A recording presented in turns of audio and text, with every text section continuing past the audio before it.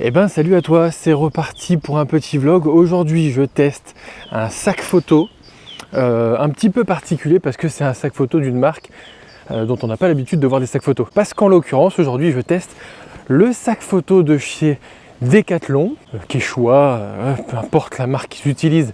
Tu sais très bien que chez Decathlon ils sont assez malins, ils utilisent souvent des marques, des noms de marques différents. Le produit là c'est un Quechua je crois. C'est donc un sac photo tout ce qu'il y a de plus classique, dans le sens où tu as un compartiment photo, mais c'est aussi un sac photo qui est modulable dans le sens où tu peux enlever donc cette partie photo pour pouvoir utiliser ce sac comme un sac classique. J'ai donc embarqué ce sac avec moi pour le tester parce que j'avais des besoins particuliers ces derniers temps et j'avais quasiment que des gros sacs et j'avais envie d'avoir un petit sac à dos photo. Alors j'avais avant des sacs petits en fait de cette taille là, à peu près une vingtaine de litres chez Burton.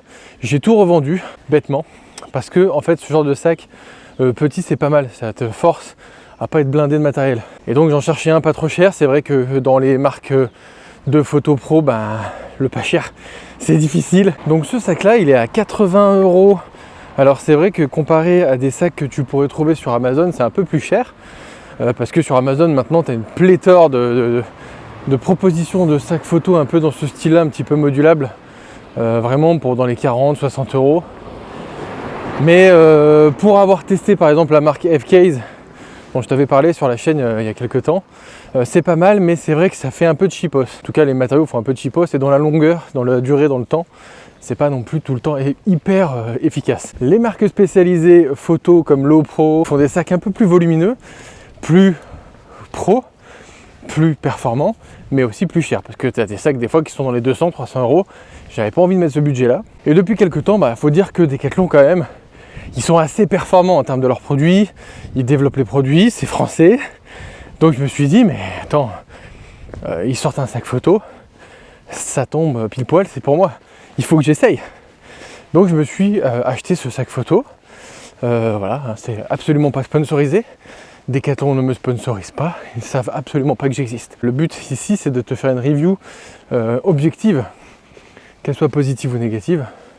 Le but c'est que ça soit une review sur un matériel photo et là en l'occurrence c'est un sac et je trouve que c'est un sac super intéressant au-delà du fait qu'il soit super bien placé en termes de prix. C'est un sac qui est plutôt fait pour justement des petites sorties ou justement du gros voyage où tu aurais envie de prendre ton matériel en cabine et pas forcément avoir un gros sac photo, et tu vas voir qu'il a plusieurs avantages. Bon voilà, on revient à l'intérieur parce que comme d'hab, quand je lance un vlog, il y a toujours quelque chose qui se passe pas bien. J'ai envie de rentrer dans une vidéo un peu mi-vlog, un peu mi-review parce que en fait, j'ai testé ce fameux sac de chez Decathlon, c'est un Quechua. Je sais pas si c'est leur premier sac photo, en tout cas moi c'est le premier sac photo que je découvre chez eux et force est de constater que c'est vraiment du bon matos. Donc j'avais pas envie de faire un simple vlog où je me promène, où je te parle juste du truc comme ça. J'avais envie de te montrer vraiment le sac en soi. Donc je vais essayer de te faire des plans d'insert pour te montrer les différentes choses dont on va parler tout de suite. Et ce que je vais te parler déjà dans un premier temps, ce que tu vois tout de suite ici, c'est le design.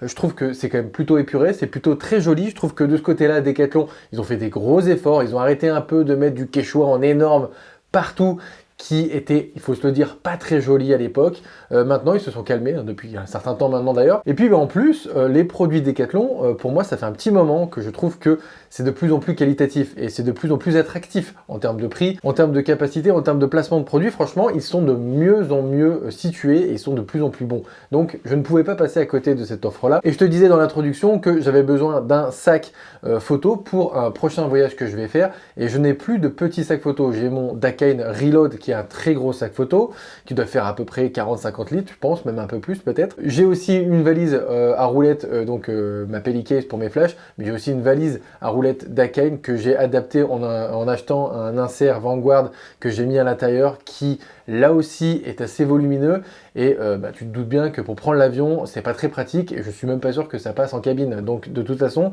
j'avais pas envie de ça. J'ai donc mon sac photo FCase que je t'avais présenté sur ma chaîne qui est pas mal mais qui est un peu cheap et qui a beaucoup trop de scratch dans tous les sens. Il y a aussi mon duffel, je ne prononcerai pas le nom de la marque parce que je ne sais pas du tout le prononcer, je te l'affiche à l'écran. Hein. Vendre, je sais pas comment on prononce. Et celui-là, il est vraiment aussi balèze. J'avais besoin d'un sac plus petit qui rentre en cabine, un sac qui me permette aussi de le prendre pour aller au boulot, qui soit assez design, dans le sens assez simple, assez épuré, parce que j'aime bien l'épuré, c'est comme ça. Et j'avais besoin d'un sac quand même assez technique. Et Decathlon, c'est quand même un fabricant de produits techniques à la base. Revenons donc à nos moutons. Aujourd'hui, on parle de ce sac photo qui n'est pas que un sac photo, parce que comme je te disais, c'est un sac qui te permettra aussi de prendre ce sac comme sac de ville tous les jours. Tu vois, là, franchement, c'est un peu route. Hein. Je me suis mis dans une pièce qui est pas du tout adaptée à la base pour faire des vidéos, mais j'avais envie d'un endroit un peu plus sympathique, hein, un peu plus, bon, voilà, on s'en fout, c'est à la cool, c'est un genre de vlog. Donc niveau design, sobre, hein, voilà, des coloris assez sobres. Tu vois, sur le côté, tu as une poche ici pour ranger, du coup, une gourde ou un trépied, parce que tu as des petits crochets comme ça pour pouvoir accrocher facilement. Tu vois que c'est super pratique, parce que c'est pas des trucs qui se clipsent, ça se glisse dedans comme ça, donc c'est assez facile à mettre en place, tu vois. Ils ont pensé à beaucoup de choses. Hein. Je fais le tour ici, tu as une poche d'accès sur le côté. La poche d'accès sur le côté, pendant longtemps, j'ai trouvé ça totalement inutile. Et en fait, c'est vrai que quand tu es en voyage, c'est plutôt pratique de pouvoir accéder à ton boîtier directement sur le côté. Tu peux aussi ne pas l'utiliser parce qu'à l'intérieur, tu verras que tu as un insert photo que tu peux ouvrir ou pas. Et du coup, ça te permet de ne pas avoir accès à ton matériel directement sur le côté, ce qui est plutôt pas mal en voyage. Sur le côté ici, tu retrouves aussi une petite poche qui est du coup en fait la poche ventrale. Et dans cette poche-là, tu as une autre poche à l'intérieur qui est méchée, qui te permet de ranger tes clés ou tes papiers. Donc c'est pour ça que c'est plutôt intéressant parce que là aussi, si tu as l'habitude de voyager, tu sais qu'il y a des gens qui ont tendance à vouloir fouiller dans ton sac. Et oui, les petits coquinous. Donc là, il y a un double zip.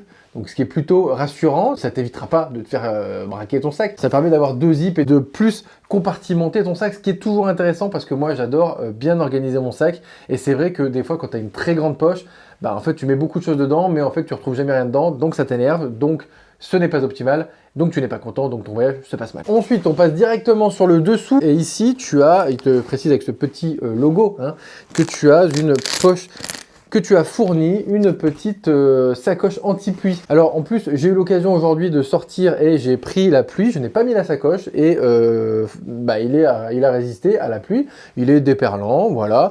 Je trouve que il n'a pas pris l'eau, il est très bien, les renforts en dessous sont très bien aussi, tu as dessous la possibilité de mettre un sac de couchage par exemple, si tu vas voyager un petit peu plus, si tu veux faire une petite randonnée. Mon seul petit bémol pour l'instant sur le revêtement, c'est que j'aurais un peu peur peut-être à la durée qu'avec le frottement ça s'abîme. Si par exemple tu as l'habitude comme moi de poser ton sac au sol sur le bitume par exemple, j'ai un peu peur peut-être que ça s'abîme avec le temps. Là volontairement je l'ai posé sur le bitume, il s'est pas abîmé, il n'a pas taché, ça s'est super vite essuyé avec une éponge humide, donc pour l'instant ça va. On continue le tour avec la partie de dessus, je maintiens le suspense jusqu'au bout du derrière, hein. C'est le plus important. Avec une petite poche ici te permet de ranger, tu vois, un magnifique gel hydroalcoolique. Sur le dessus ici, tu as une grande poche avec là aussi une autre poche méchée dedans qui te permet de ranger les choses.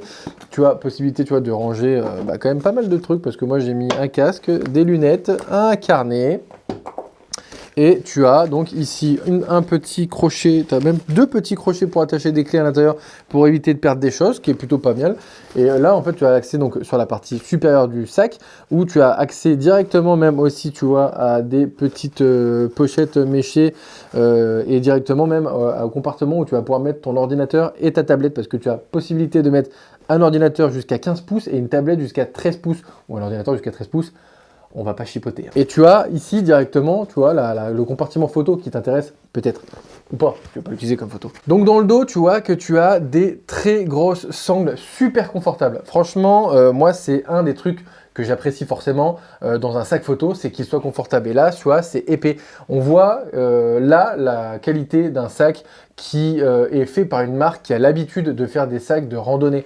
C'est ça, voilà. C'est pour ça que moi, maintenant, quand je regarde en fait, les achats que j'ai fait précédemment de sacs photo, je me dis que j'ai vraiment été bête parce que j'ai acheté des sacs vraiment juste pour acheter des sacs parce que j'avais besoin d'un sac plus ou moins design, plus ou moins petit.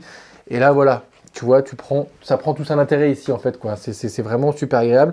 Là, tu as la sangle poitrine qui est réglable en hauteur très facilement sur ce petit slide, ce que fait beaucoup de marques actuellement aussi, avec ce petit clips poitrine qui est vraiment facilement ajustable. Là, tu as des petites sangles ici aussi pour attacher des choses, des petits mousquetons.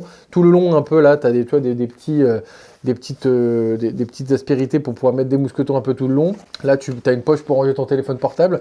Franchement, c'est super bien pensé. Tu as les deux petites poches aussi comme ça sur la sangle bas de ventre qui te permettra là aussi de ranger des choses dedans. Donc, tu as le clip classique.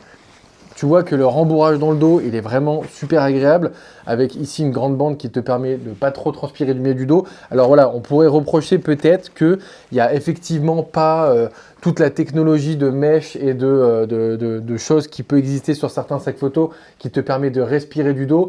Mais honnêtement, pour avoir testé des sacs de randonnée où tu as tout ce système-là, quand tu n'as pas la veste qui va avec, quand tu n'as pas le t-shirt qui va avec, tu transpires quand même du dos. Donc au final, il faut savoir ce que tu veux. Est-ce que tu veux de la respirabilité? Est-ce que tu veux du confort? Est-ce que tu veux les deux?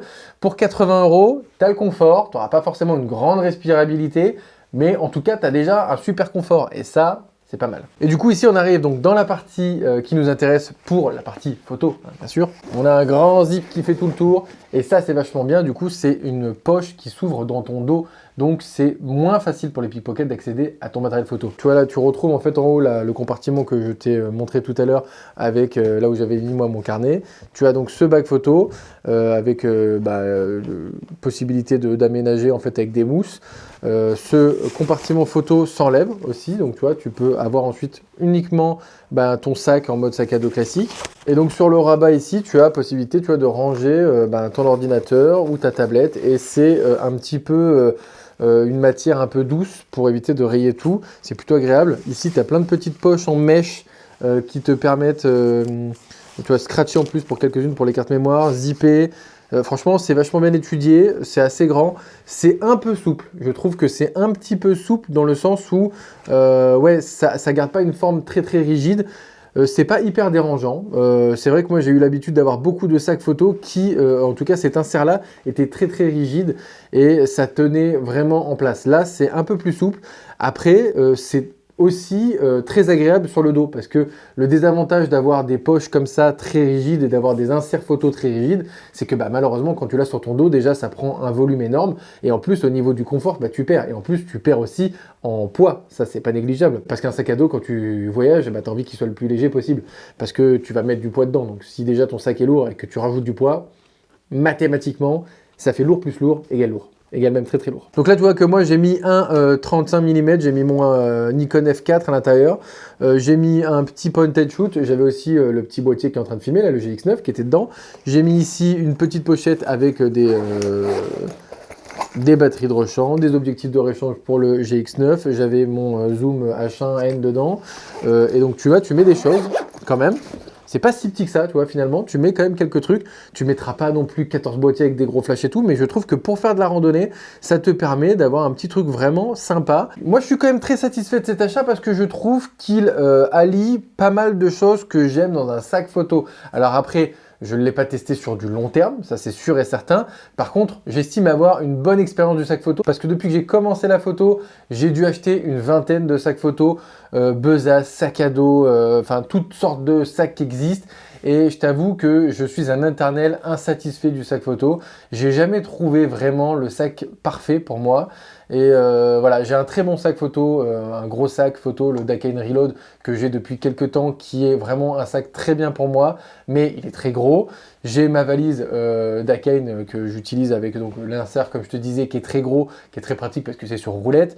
Mais c'est vrai qu'avoir un petit sac de tous les jours, c'est assez difficile à trouver. Je ne pourrais pas te dire que ce sac Decathlon va combler toutes mes attentes parce que je ne l'ai pas depuis suffisamment longtemps pour te dire que c'est le cas. Mais par contre, je t'avoue que là, j'ai passé une journée dans Paris avec le sac sur le dos. Je l'ai quasiment pas senti. Et encore une fois, dedans, j'avais un Nikon F4, j'avais un GX9, j'avais un petit point and shoot, j'avais un petit casque audio, j'avais mes lunettes, j'avais un carnet, j'avais une bouteille d'eau sur le côté. Et franchement, toute la journée avec quasiment sur le dos, je l'ai quasiment pas senti. Il était vraiment très confortable, très agréable. Il est petit et il est vraiment facile à mettre sur le dos parce que je trouve que les anses sont suffisamment hautes et suffisamment écartées pour être facile d'être mis et détaché du dos rapidement, tu vois. Je suis assez content, franchement, je suis assez surpris du matériel. Je suis pas surpris de la qualité de chez Decathlon parce que ça fait quelques années qu'ils nous prouvent qu'ils sont capables de faire des très bons produits. Je suis très content, en tout cas, moi, de cet achat. Je te le conseille si tu as envie d'avoir un petit sac comme ça pour te promener avec en ville, pour en faire des randos avec, pour partir en voyage avec. Tu vois, la taille est parfaite pour en sac cabine. Donc, c'est vraiment ce que moi, je recherchais. C'est peut-être pas ce que toi, tu recherches. En tout cas, je pense que c'est un bon investissement qui coûte pas très cher. J'espère que dans la durée, ce que je te dis ici ne va pas changer du côté négatif et que justement, je vais découvrir encore plus de choses positives. Moi, j'aime beaucoup ce sac pour l'instant. Au bout d'une grosse journée d'utilisation, je l'aime bien. Je ne l'ai pas non plus torturé non plus, hein, mais voilà, je trouve que c'est quand même un très bon produit. Je te le recommande vraiment. J'espère que cette vidéo t'aura plu. Encore une fois, merci à toi pour ton soutien. Si tu souhaites du matériel photo, n'hésite pas à aller faire un tour sur Digiphoto et utilise mon code créateur Agababian pour que tu puisses m'aider sur cette chaîne. Ça te coûtera pas plus cher. Mais moi, je touche une commission sur ton achat et ça permet d'acheter du matériel comme ça, par exemple. Et oui, parce que ça, je l'ai acheté chez Decathlon, mais je l'ai acheté aussi grâce aux dons Tipeee, grâce aux dons que j'ai pu récolter grâce à Digiphoto. Et je te remercie, je remercie Digiphoto, je remercie les tipeurs encore une fois pour leur soutien. J'espère que donc cette vidéo t'aura plu. On n'arrête pas de le dire, hein, ça, mais c'est important. Et puis je te dis à très bientôt pour une prochaine vidéo qui parlera forcément de photographie, argentique ou numérique ou de sac photo. D'ici là, sors faire des photos. Et puis bah salut!